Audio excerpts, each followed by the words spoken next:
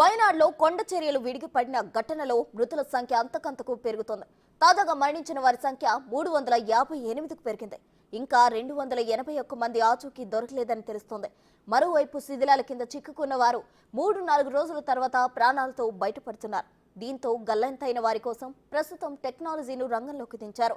Radar టెక్నాలజీతో కొందరు మృతదేహాల కోసం రెస్క్యూ బృందాలు ఇప్పటికీ ముమ్మరంగా గాలింపు చర్యలు కొనసాగుతోంది. ఇక శిథిలాల కింద ఉన్నవారిని గుర్తించేందుకు అత్యాధునిక సాంకేతికను వినియోగిస్తున్నారు. డ్రోన్లు, థర్మల్ స్కానర్ల ద్వారా గాలిస్తున్నారు.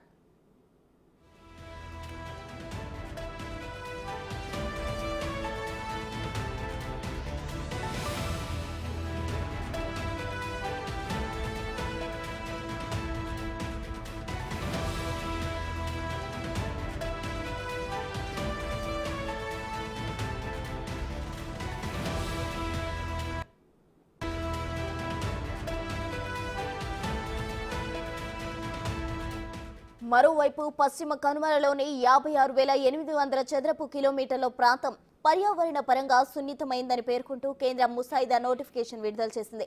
వయనాడులో కొండ చర్యల విధ్వంసానికి గురైన 13 గ్రామాలు కూడా దీని పరిధిలో ఉన్నాయి. పర్యావరణ సున్నిత ప్రాంతాలకు సంబంధించి తాజాగా ఇచ్చిన నోటిఫికేషన్ పై ఏమైనా అభ్యంతరాలు ఉంటే 60 రోజుల్లోగా తెలియజేయాలని ప్రభుత్వం కోరింది.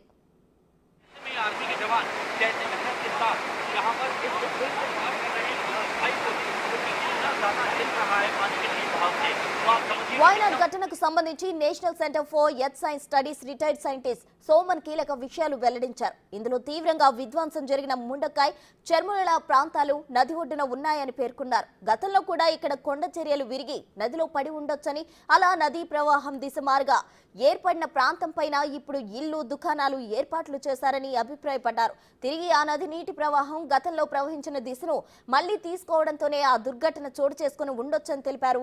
కొండ చర్యలు విరిగిపడడం ప్రారంభమైన వెల్లిరేముల సముద్రం మట్టానికి 2000 అడుగుల ఎత్తులో ఉందని, ముండక్కాయ్, చెర్మల మాత్రం 900 నుంచి 1000 అడుగుల ఎత్తులో ఉన్నాయని, దీంతో కొండపై నుంచి రాళ్లు చాలా వేగంగా కిందకు దూసుకొచ్చాయని తెలిపారు.